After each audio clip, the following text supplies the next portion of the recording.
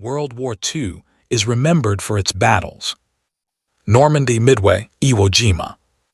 But not every war story was fought with weapons.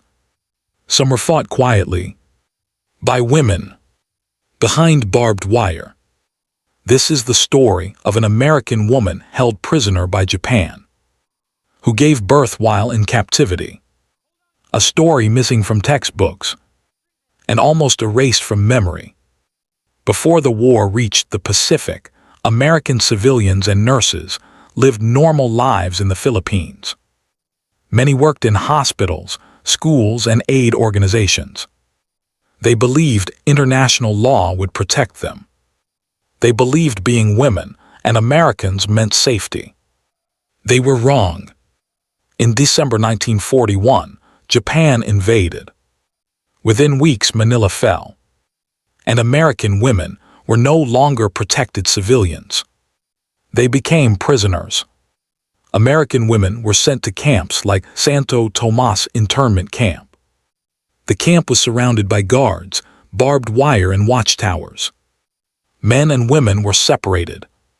Freedom vanished overnight. Food rations were cut again and again. Medical supplies disappeared. Disease spread, and fear became routine.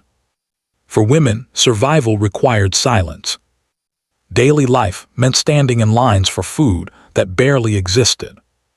Rice water, banana peels, anything edible. Privacy did not exist. Illness was hidden. Weakness was punished. For women, there was another unspoken rule. Pregnancy could not happen. A pregnant prisoner was considered a problem, a liability, something to be erased. At some point, one American woman realized she was pregnant. How it happened was never officially recorded. After the war, many women refused to explain. Historians agree on one thing: silence was survival. If guards found out, the consequences could be deadly. So she hid it.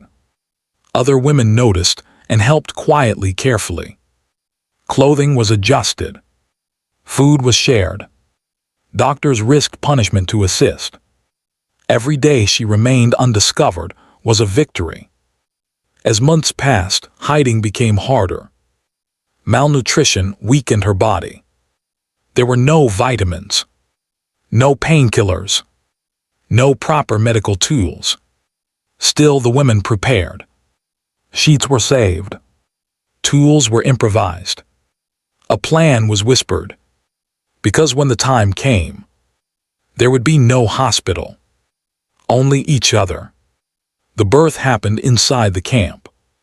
No anesthesia, no clean equipment, just whispered instructions and steady hands. Other prisoners stood watch. They distracted guards. They prayed. For a brief moment, something extraordinary happened. In a place built to break people, new life entered the world. An American baby, born a prisoner of war.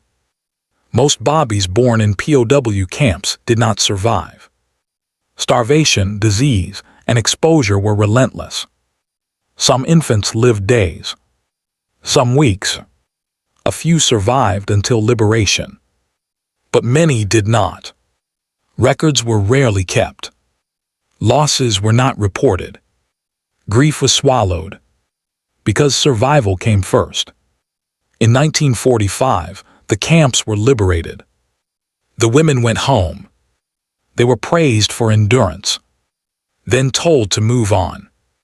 There were no medals for motherhood in captivity. No memorials for POW bobbies. Many women never spoke of it again.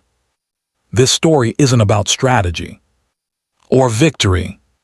It's about the cost of war. Paid quietly. America remembers its soldiers.